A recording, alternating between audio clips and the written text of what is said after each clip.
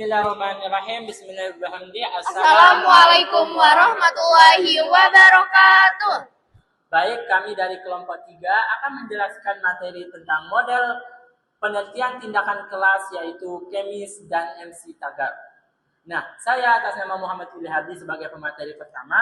Dan saya sebagai pemateri kedua atas nama Zakia Fitria Wardani. Dan saya pemateri ketiga atas nama Nur Aini.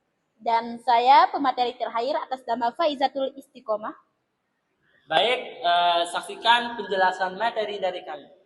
Sekian. Baik, di sini saya akan menjelaskan pada poin pertama, yaitu tentang sejarah. Sejarah dari model Kemis dan MC Taggart. Model Kemis dan MC Taggart merupakan pengembangan dari konsep dasar yang diperkenalkan oleh Kurt Lewin. Hanya perbedaannya pada tahap action atau tindakan dengan observing atau pengamatan dijadikan sebagai satu kesatuan. Hal ini karena kedua tahap tersebut oleh adanya kenyataan bahwa antara implementasi acting dan observing merupakan dua kegiatan yang tidak bisa dipisahkan. Stephen Kemis dan Robin MC Taggart adalah dua tokoh dalam pengembangan model penelitian tindakan kelas atau PTK. Stephen Kemis adalah profesor dan peneliti yang berfokus pada bidang pendidikan, khususnya penelitian. Sementara itu, Robin MC Taggart adalah akademisi yang juga berkontribusi besar dalam mengembangkan metode penelitian tindakan. Keduanya dikenal luas melalui karya kolaboratif mereka, termasuk buku The Action Research Planner yang banyak digunakan sebagai panduan dalam penelitian tindakan kelas. Latar belakang profesi Kemis dan MC Taggart memang terkait erat dengan bidang pendidikan dan penelitian sosial. Kemis berfokus pada pengembangan teori dan praktik penelitian tindakan di konteks pendidikan, termasuk bagaimana guru dapat melakukan refleksi kritis dan kolaboratif untuk memperbaiki proses pembelajaran. MC Taggart juga merupakan peneliti di bidang pendidikan yang memiliki perhatian kuat terhadap partisipasi aktif dalam penelitian serta pemberdayaan subjek penelitian melalui pendekatan kritis dan reflektif. Kemis dan MC Taggart memodifikasi dan mengembangkan model dasar penelitian tindakan yang pertama kali diperkenalkan oleh Kurt Lewin pada tahun 1946. Mereka memperkenalkan model siklus yang mengintegrasikan 4 tahap utama, yaitu pertama perencanaan, tindakan, pengamatan, dan refleksi, yang membentuk siklus spiral yang berkelanjutan. Model ini menekankan pentingnya keterlibatan pelaku di lapangan, terutama guru, dalam mengidentifikasi dan memecahkan masalah praktik pembelajaran secara sistematis dan kolaboratif. Dengan latar belakang akademik di bidang pendidikan dan minat khusus, terdapat penelitian tindakan sebagai metode untuk perbaikan praktis. Mungkin hanya itu dari saya. Sekian, Assalamualaikum warahmatullahi wabarakatuh.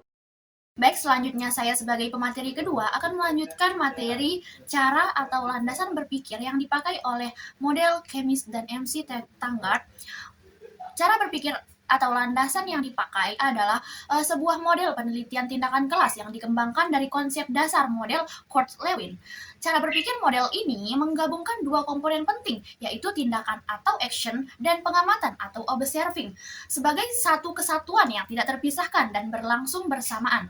Model ini menggunakan siklus spiral refleksi diri yang terdiri dari 4 tahapan utama. Yang pertama ada perencanaan atau planning. Tahapan ini adalah tahap paling penting di dalam penelitian, di mana peneliti merancang tindakan yang akan dilakukan dengan menjawab apa, di mana, kapan, mengapa, dan oleh siapa, dan bagaimana tindakan tersebut dilakukan.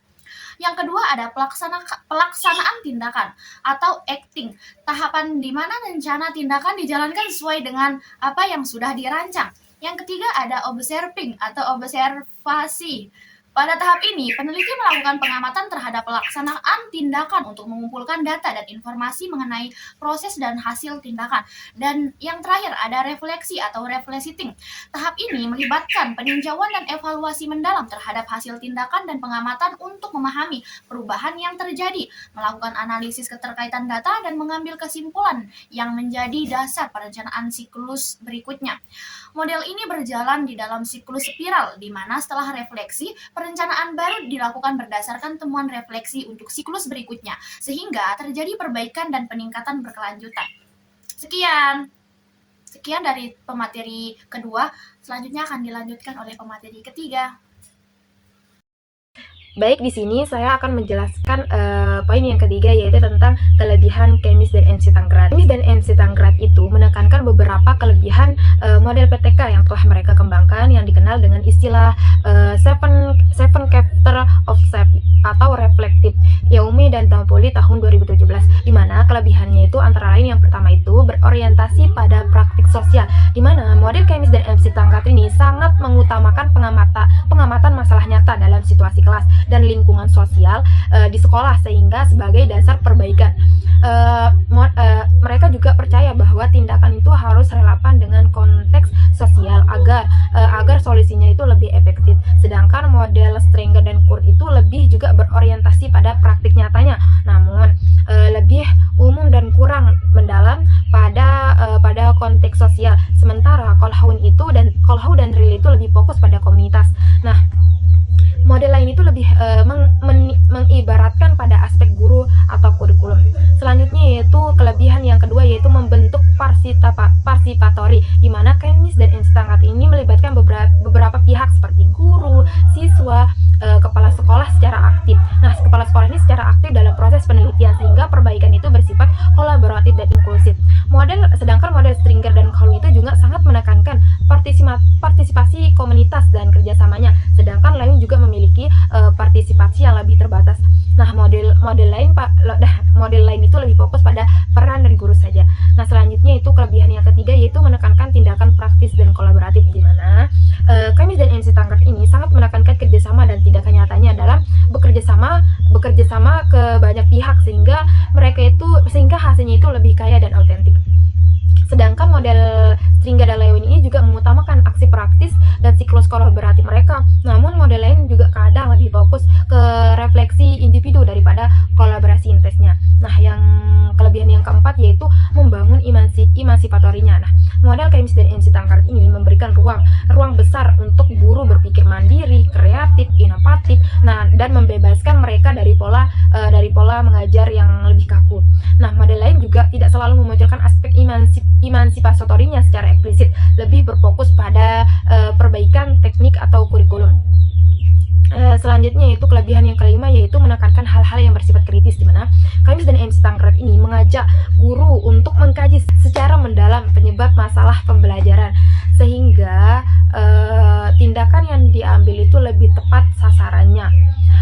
Sedangkan Erpin dan Bachman ini juga mendorong sikap kritis tapi tidak sekomprehensif Kemis dan MC Tanggrat ini. Nah, model lain itu kurang menekankan pendekatan kritis secara mendalam. Itu kelebihan yang keenam, yaitu bersifat refleksi, di mana inti dari model Kemis dan MC Tanggrat ini adalah refleksi secara terus-menerus dan berkelanjutan dalam siklus spiral, sehingga perbaikan itu terus meningkat. Sedangkan model Stringer itu memiliki refleksi yang lebih sederhana dalam siklus look, think, dan ICT. Namun sedangkan Lewin juga mencakup refleksi tapi dalam tahapnya itu yang lebih terbatas. Nah, sedangkan model lain ini juga punya refleksi tapi tidak sedalam dan sistematis model Kemis. Selanjutnya yaitu kelebihan yang ketujuh, yaitu bertujuan mentransformasikan teori dan praktik, di mana Kemis dan MC Tanggrat ini menghubungkan teori dengan praktik sekaligus mengkuji dan menyesuaikan teori itu secara langsung dalam konteks pembelajaran. Nah, sedangkan model lain itu lebih fokus pada praktik, namun transformasi teorinya itu ke praktik kurang diagungkan atau tidak eksplisit. Nah, secara keseluruhannya itu model Kemis dan MC Tanggrat ini memberikan pendekatan yang lebih komprehensif dengan integrasi antara konteks sosial, partisipasi luas, tindakan nyata bekerja sama, pemberdayaan guru, sikap kritis, refleksi mendalam, dan mentransformasi teori praktis secara kontinu dan sistematis. Nah, sedangkan model lain itu lebih sederhana, memfokuskan pada sebagian aspek saja, sehingga cocok dipilih sesuai dengan kebutuhan dan kondisi saat penelitian. Nah, model Kemis dan MC Tanggrat ini sangat cocok bagi mereka yang ingin melakukan PTK yang lebih mendalam dan transformatif. Selanjutnya, saya di sini sebagai pemateri kelima, yang dimana di sini saya akan menyampaikan kelemahan dari model Kemis dan MC Tanggrat. Yang dimana di samping saya itu ada 5 kelemahan dari model MC Tanggrat ini. Yang dimana kelemahan pertama yaitu ada pelaksanaan dan pengamatan. Yang dimana model Kemis dan Tanggrat ini merupakan pengembangan dari model Kurt and Lewin. Yang dimana model ini memiliki kelemahan utama karena menggabungkan tindakan dan pengamatan menjadi satu fase. Hal ini menyebabkan beban kerja ganda pada guru. Guru harus mengajar atau bertindak dan mengumpulkan data atau mengamati pada saat yang sama, yang secara inheren memecahkan fokus dan meningkatkan risiko data menjadi subjektif. Sebuah kelemahan yang dihindari oleh model Lewin, yang dimana memisahkan kedua fase tersebut. Dan kelemahan kedua yaitu pada dalam diagnosisnya, yang dimana model Kemis and MC Taggart ini sering dikritik karena kurangnya kedalaman pada tahap perencanaan. Model ini tidak mengharuskan adanya eksplorasi masalah yang mendalam dan terpisah seperti pada model Riel. Sehingga rencana tindakan yang dibuat berisiko tidak tepat sasaran karena kurang didukung oleh analisis akar masalah yang komprehensif. Terus ada kelemahan ketiga pada lingkup perubahan, yang dimana keterbatasan lingkup perubahan pada model Kemis and Taggart ini dirancang untuk perbaikan praktik individu di kelas tunggal. Ini menjadikannya kurang efektif dan tidak memadai jika dibandingkan dengan model Calhoun yang bertujuan untuk mendorong perubahan sistematik di seluruh institusi sekolah. Terus kelemahan yang keempat yaitu kelemahan kurangnya kolaborasi, yang dimana PTK yang bersifat kolaboratif model Kemis and Taggart ini kurang menuntut komitmen kolaborasi wajib yang intensif dari semua pihak. Hal ini berbeda dengan model Stringer yang menjadi konsensus dan partisipasi aktif sebagai inti mutlak untuk menjamin keberlanjutan perubahan. Terus yang kelima ada kelemahan pada struktur siklus, yang dimana model Kemis and Taggart ini hanya terdiri dari 4 komponen, menjadinya kurang rinci secara operasional. Hal ini membuat fase pelaksanaan tindakan kurang terstruktur dan bisa menyulitkan peneliti pemula. Berbeda dengan varian model lain seperti model Bachmann atau Piaget-Irvine yang sering menyediakan panduan langkah demi langkah yang lebih mikro. Sekian dari saya. Wassalamualaikum warahmatullahi wabarakatuh.